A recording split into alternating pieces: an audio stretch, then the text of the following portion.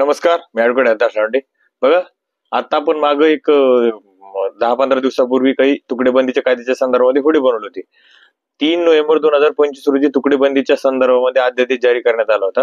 अध्यादेश जारी करण्यात आल्याच्या नंतर तो व्हिडिओ टाकल्याच्या नंतर त्या व्हिडिओच्या खाली बऱ्याचशा कमेंट अशा आल्या होती की आता हा तुकडेबंदी कायदा रद्द झालेला आहे, परंतु त्या अध्यादेशामध्ये ज्या भागासाठी रद्द झालेला आहे ह्यानुसार प्रक्रिया कधी सुरू होणार आहे, त्याची कार्यपद्धती कशी सुरू होणार आहे आणि कधी अर्ज करता येतील, असे बरेचसे प्रश्न त्याच्या खाली आले होते.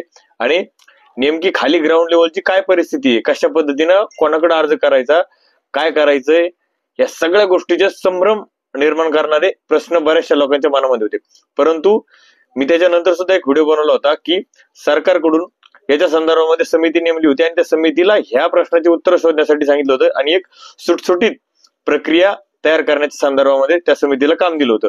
आणि त्या संदर्भात ती समितीचा अहवाल आल्याच्या नंतर ती एक एसओपी तयार करणार होते की हे जे काही व्यवहार झालेले तुकडेबंदीचे 1965 ते 2024 मध्ये बेकायदेशीर व्यवहार हे कायदेशीर कशा पद्धतीने करायचे, किंवा बॉन्डवरचे व्यवहार जे झालेले ते कायदेशीर कसे करायचे, याची प्रक्रिया काय असायला पाहिजे, या संदर्भामध्ये आता अहवाल आल्याच्या नंतर सरकारने त्या संदर्भात जी बऱ्याचशा लोकांना आतुरता लागली होती की एसओपी कधी येते. एसओपी म्हणजे कार्यपद्धती, की तुकडेबंदीच्या संदर्भात जे काही बेकायदेशीर व्यवहार झालेले ते कायदेशीर करण्यासाठी प्रक्रिया काय असणार, ती प्रक्रिया म्हणजे एसओपी. आता एसओपी आलेली आहे.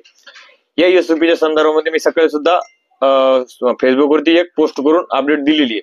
बघा, ही जी एसओपी आलेली आहे ह्या एसओपी मध्ये सविस्तर प्रक्रिया दिलेली आहे. ज्यांनी नोंदणीकृत खरेदीगत केलेलं आहे किंवा नोंदणीकृत कुठलाही डॉक्युमेंट केलेला आहे पण तो तुकडेबंदी कायद्याचं उल्लंघन करतो, तो डॉक्युमेंट कायदेशीर कसा करायचा, त्याला कायदेशीर मान्यता कशी भेटणार, आणि दुसरी गोष्ट जो काही बॉन्डवरचा व्यवहार आहे तो झालेला बॉन्डवरचा व्यवहार याला कायदेशीर कसं करायचं याची सविस्तर माहिती ह्या एसओपी मध्ये दिलेली आहे. एकूण 8 मुद्दे याच्यामध्ये दिलेले.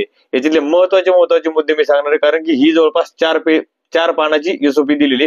त्याच्यापैकी मी सगळे तुम्हाला वाचून दाखवणार नाही. जे काही महत्वाचे मुद्दे तेच मी तुम्हाला याच्या संदर्भात वाचून दाखवणार आहे. याच्यामध्ये बघा, मूळ पहिले 3 मुद्दे, हे 3 मुद्दे त्या जीआरच्या संदर्भामध्ये दिलेले. त्याच्यामुळे महत्वाचा मुद्दा सुरू होतो आपल्यासाठी, लोकांसाठी महत्वाचा मुद्दा सुरू होतो चौथ्या मुद्द्यापासून मी तुम्हाला याची वाचून सविस्तर एक्सप्लेनेशन, त्याचं स्पष्टीकरण देणार आहे. चौथ्या मुद्द्यामध्ये काय दिलेले माहिती का, 3 नोव्हेंबर 2025 चा जो काही अध्यादेश आहे तुकडेबंदीच्या संदर्भामध्ये, त्या अध्यादेशाचा आता जे काही व्यवहार झालेले 1965 ते 2024 मध्ये हे सगळे व्यवहार सध्या तुकडेबंदीचं उल्लंघन केलं म्हणजे ते बेकायदेशीर होते. परंतु हे झालेले सगळे व्यवहार मुद्दा क्रमांक 4 मध्ये यानंतर हे सगळे व्यवहार कायदेशीर मानण्यात येतील आणि ज्यांनी ते व्यवहार केलेले आहे त्याला मालकी हक्क मिळणार आहे, हे चौथ्या मुद्द्यामध्ये स्पष्ट केलेलं आहे. त्याच्यानंतर बघा, 5वा मुद्दा आहे. 5वा मुद्दा थोडा मोठा आहे. 5व्या मुद्द्यामध्ये काय माहितीये का, 5वा मुद्दा जो दिलेला आहे, ज्या लोकांनी नोंदणीकृत डॉक्युमेंट तयार केलेला आहे, नोंदणीकृत डॉक्युमेंट कुठला करू शकता, खरेदीगत करू शकता तुम्ही, बक्षीसपत्र किंवा कुठलंही जे की दुय्यम निबंधक कार्यालयामध्ये जाऊन तुम्ही नोंदणीकृत केलेलं आहे. सरासरी बऱ्याचशा लोकांना काय केलं असतं, खरेदीगत केलं असतं. खरेदीगत केलेलं आहे तुम्ही, परंतु ते तुकडेबंदी कायद्याचं उल्लंघन करतं. त्याच्यामुळं तुमच्याकडं 7/12वर फेर घेण्यात आलेला नाही. घेतला असेल तर तो इतर हक्कामध्ये घेतलेला असेल किंवा घेण्यातच आलेला नाही, तुमच्याकडे ते खरेदीगतच आहे. आज रोजी तुम्हाला त्याचा फेरफार 7/12ला घ्यायचा आहे.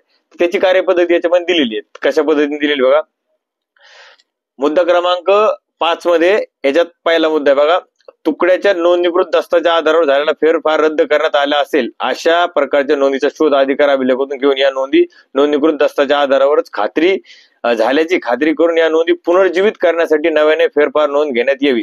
थोडक्यामध्ये एखाद्या व्यक्तीने बेकायदेशीर तुकडेबंदीमुळे त्याचा फेरफार नामंजूर झालेला आहे, तर आता परत काय करायचा, त्या फेरफारची शोध घ्यायचा आहे आणि खरंच जर तसं झालं असेल तर परत त्याचा फेरफार घ्यायचा आणि त्याला पुनर्जीवित करायचंय, म्हणजे परत त्या व्यक्तीचं नाव याच्यावर घ्यायचंय मालकी हक्कामध्ये. ठीक आहे. त्याच्यानं बघा, अशी नोंद प्रमाणित करण्यापूर्वी महाराष्ट्र जमीन महसूल संहिता 1966 कलम 149-50 मधील विविध प्रक्रियेचा अवलंब करून नोंद प्रमाणित करण्यात यावी. गाव नंबर 7/12 मध्ये कब्जेदार सदरी खरीददाराचे नाव नमूद करण्यात यावे. थोडक्यामध्ये काय दिलेलं आहे, याच्यामध्ये जी फेरफार घेण्याची पद्धत आहे ती सेम प्रोसेस या ठिकाणी मंडळ अधिकारी तलाठी यांनी अवलंब करायचा आहे. याच्या अगोदर उदाहरणार्थ तलाठ्याने फेर टाकला, तुकडेबंदी होत नव्हतं, त्याच्यामुळे मंडळ अधिकारी रिजेक्ट केला. आता तो तुकडेबंदीचा ह्या जे काही ज्या भागासाठी तुकडेबंदी कायदा रद्द झालाय त्या भागासाठी आता परत 7/12 वरती फेरफार टाकून तो फेरफार त्यांचा मालकी सदरी त्याचं नाव घ्यायचंय. अशा पद्धतीचं 1 नंबरच्या मुद्द्यात दिलेलं आहे बघा. 2 नंबर, तुकड्याच्या नोंदणीकृत दस्ताच्या आधारावर झालेला फेरफार मंजूर करण्यात आला असेल परंतु खरेदीदाराचे नाव इतर हक्कामध्ये नमूद केले असेल तर दिनांक 3/11/2025 च्या अध्यादेशाच्या अनुषंगाने या खरेदीदाराचे नाव कब्जेदार सदरी घेण्यापूर्वी ज्या नोंदीने त्याचे नाव इतर हक्कामध्ये नोंदवण्यात आले आहे त्या नोंदीचा अभ्यास करून केवळ तुकडेबंदी कायद्याचे उल्लंघन झाले म्हणून खरेदीदाराचे नाव इतर हक्कात नोंदवण्यात आले आहे अशी खात्री करून अशा खरेदीदाराचे नाव इतर हक्कातून कब्जेदार सदरी घेण्यासाठी अधिकार अभिलेखात फेरफार नोंद घेण्यात यावी. थोडक्यामध्ये काय, काही लोकांना तुकडेबंदी कायद्यामुळं त्यांचा फेरफार तर झाला परंतु फेरफार मालकी हक्कात नाही झाला, तो झालेला इतर हक्कामध्ये. मग यासाठी काय करायचंय, आता त्याचा शोध घ्यायचा आहे. त्याचा मालकी हक्कात जो काही इतर हक्कात झालेला आहे फेरफार तुकडेबंदीच्या कायद्यामुळे तो आता मालकी हक्कात घ्यायचा आहे. त्याच्यानंतर बघा, या नोंदीमुळे कब्जेदार सदरी असलेल्या व्यक्तीच्या हिस्सामानावर परिणाम होत असल्याने महाराष्ट्र जमीन महसूल संहिता 1966च्या कलम 149-50 म्हणजे फेरफार घेण्याची जी प्रक्रिया आहे तिचा अवलंब या ठिकाणी सुद्धा करायचा आहे. याच्यामध्ये पण एक गोष्ट सांगितलेली आहे की आता बघा, तुमचं नाव इतर हक्कामध्ये आलेलं आहे आणि मालकी सदरामध्ये समोरच्या व्यक्तीचं नाव आहे, त्याच्यामुळे या ठिकाणी त्याला नोटीस सुद्धा काढण्यासाठी स्पष्ट सांगितलेले. थोडक्यामध्ये 149 आणि 50 ची प्रोसेस सांगितली म्हणजे फेरफार घेण्याची प्रक्रिया पूर्ण करायची. जर ऑब्जेक्शन वगैरे आलं तर त्याच्यावर सुद्धा सुनावणी मंडळ अधिकाऱ्याला घ्यावी लागणार आहे आणि ही प्रक्रिया पूर्ण झाल्याच्या नंतर तुमचं नाव 7/12 वरती मालकी हक्कामध्ये कब्जेदार सदरी येणार आहे. 3रा नंबरचं बघा, तुकड्याच्या नोंदणीकृत दस्ताच्या आधारावर झालेला फेरफार मंजूर करण्यात आला असेल परंतु खरेदीदाराचे नाव इतर हक्कामध्ये नमूद केले असेल आणि किंवा इतर हक्कामध्ये तुकडेबंदी कायद्याविरुद्ध व्यवहार किंवा तत्सम असा शेरा घेण्यात आला असेल दिनांक 3/11/2025 च्या आदेशाने इतर हक्कातील अशी शेरी कमी करण्यासाठी आणि इतर हक्कातील खरेदीदाराचे नाव कब्जेदार सदरी घेण्यासाठी नव्याने फेरफार घेण्यात यावा. म्हणजे थोडक्यामध्ये फेर झालेला आहे परंतु तुकडेबंदी कायद्याविरुद्ध व्यवहार असा जर शेरा त्या ठिकाणी असेल तर आता तो शेरा काढून टाकायचा आहे आणि त्याचं नाव मालकी सदरी घ्यायचंय. याच्यात सुद्धा सेम प्रोसिजर काय करायची, फेरफार ज्या पद्धतीने फेरफार घेतला जातो ती प्रोसेस या ठिकाणी सुद्धा अवलंब करायचा आहे. 4 नंबरचे काय, तुकड्याचा व्यवहार नोंदणीकृत झालाय परंतु त्याची नोंद अधिकार अभिलेखात यापूर्वी घेण्यात आलेली नाही अशा तुकड्याच्या खरेदीदाराची नावे 3/11/2025 म्हणजे जो काय अध्यादेश आलेला आहे अभिलेखात घेण्यासाठी तहसीलदार यांनी साधारण पुरेशी प्रसिद्धी द्यावी व अशा खरेदीदाराकडून नोंदणीकृत दस्ताच्या प्रतीसह अर्ज घ्यावा. अर्जाच्या आधारावर फेरफार नोंद घेण्यात यावी व महाराष्ट्र जमीन म्हणजे थोडक्यामध्ये काही लोकांनी काय केलंय, तुकडेबंदी कायदा असल्यामुळे खरेदी पण केलेली आहे, खरेदी खत पण केलेलं आहे परंतु तुकडेबंदी कायद्यामुळे त्यांच्या 7/12 नावच घेण्यात आलेलं नाही. अशासाठी तहसीलदारांना आदेश दिलेले आहे की त्यांची जी काही प्रत आहे खरेदी खताची त्याच्याकडून अर्ज मागून घ्यायचा आणि त्याच्यावरती फेरफार ज्या पद्धतीनं घेतात प्रक्रिया त्या पद्धतीनं त्यांचं नाव मालकी हक्कामध्ये लावायचंय. त्याच्यानंतर बघा, मुद्दा क्रमांक 6 मध्ये काय दिलेलं आहे, महाराष्ट्र जमीन तुकडे पाडण्यास प्रतिबंध घालणे किंवा त्याचे एकत्रीकरण करण्याबाबत अधिनियमाच्या तरतुदीविरुद्ध हस्तांतरण दस्त नोंदणी विभागाने नोंदणी बंद केल्यानंतर गरजेपोटी अनेक खरेदीदारांनी अनोंदणीकृत दस्तऐवजा आधारे प्रमाणभूत क्षेत्रापेक्षा कमी क्षेत्राच्या खरेदी विक्रीचे व्यवहार केलेला आहे. अशा प्रकारामध्ये पुढील कार्यवाही करावी. याच्यात मुद्दा क्रमांक 6 मध्ये स्पष्ट दिलेलं आहे की जे व्यवहार अनोंदणीकृत आहे, मुद्दा क्रमांक 5 मध्ये होते नोंदणीकृत व्यवहार, मुद्दा क्रमांक 6 मध्ये आहे अनोंदणीकृत व्यवहार. अनोंदणीकृत व्यवहार म्हणजे तुम्ही बॉन्डवर केलेले, नोटरीवर केलेले व्यवहार. थोडक्यामध्ये बऱ्याचशा लोकांनी तुकडेबंदी कायद्या आल्यामुळे खरेदी होत नसल्यामुळे बॉन्डवरती व्यवहार केलेले, त्यांनी काय प्रक्रिया अवलंब करायची बघा. प्रत्येक ग्राम महसूल अधिकारी, मंडळ अधिकारी यांनी त्यांच्या सज्जा मंडळामध्ये आवाहन करून 15 ऑक्टोबर 2024 पर्यंत असे खरेदी विक्री व्यवहार झाले असल्यास त्याबाबतची माहिती संकलित करावी व खरेदी करते व विक्री करते यांना सदर व्यवहार नोंदणीकृत करण्यास प्रवृत्त करून त्यांना नोंदणी विभागाच्या अधिकाऱ्याकडे पाठवावे. म्हणजे थोडक्यामध्ये बॉन्डवर झालेले व्यवहार अशा लोकांना काय करायचंय, ग्राम महसूल अधिकारी यांनी त्या दोघांनाही आता रजिस्टर ऑफिस मध्ये पाठवायचे ते व्यवहार कायदेशीर करण्यासाठी, म्हणजे त्याची नोंद होणार आहे, त्याचं खरेदीगत त्यांनी करून घ्यायचंय. असे व्यवहार नोंदणीकृत करण्यास संबंधित खरेदी करते विक्री करते पुढे आल्यास नोंदणी विभागाच्या संबंधित अधिकाऱ्यांनी योग्य ते मुद्रांक शुल्क आकारून सदर दस्तऐवजाची नोंदणी करून उक्त खरेदीदाराच्या नावाची अधिकार अभिलेखामध्ये नोंद घेण्यास अनुषंगाने सदरचे दस्तऐवज महसूल विभागाच्या संबंधित अधिकाऱ्याकडे फेरफार घेण्याकरता ऑनलाईन पाठवावेत.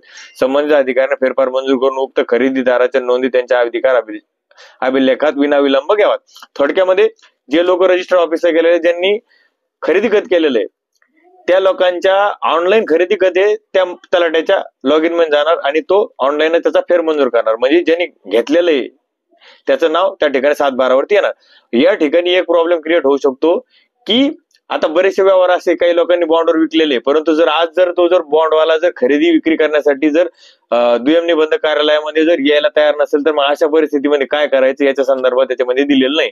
म्हणजे असं बहुतशे होऊ शकतं, बऱ्याचशे होऊ शकतं की बॉन्डवर ते विकले मी, पण माझी नियत खराब झाली किंवा एखाद्या व्यक्तीची नियत खराब झाली की मला आता याला खरेदी करून द्यायचं नाही, किंवा त्याची पैशाची डिमांड आली की मला पैसे दे तेव्हा मी तुझ्यासोबत येतो। जर असं झालं तर त्याच्या संदर्भामध्ये याच्यात कुठले स्पष्टीकरण दिलं नाही, तेव्हा काय करायचं याचं काही स्पष्टीकरण दिलेलं नाही।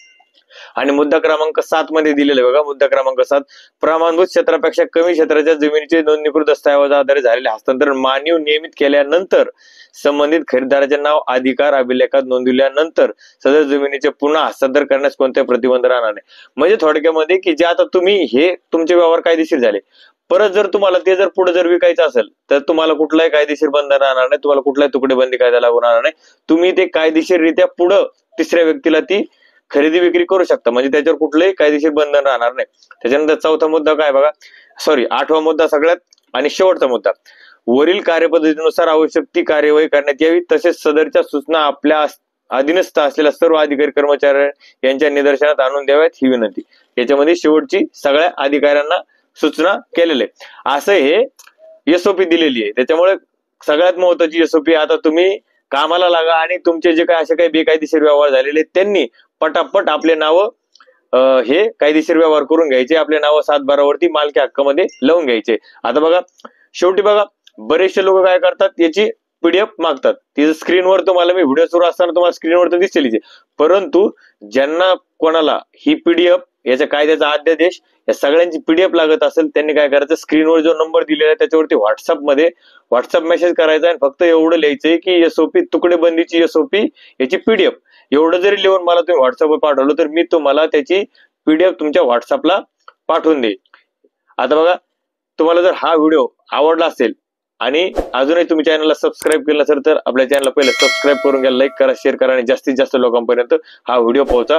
जास्तीत जास्त लोकांना याचा फायदा झाला पाहिजे आणि तुकडेबंदीच्या कायद्या संदर्भात जी काही एसओपी आलेली ती जास्तीत जास्त लोकांपर्यंत पोहोचली पाहिजे। या उद्देशाने तुम्ही काय करा, जास्तीत जास्त लोकांपर्यंत हा व्हिडिओ पोहोचवा। धन्यवाद।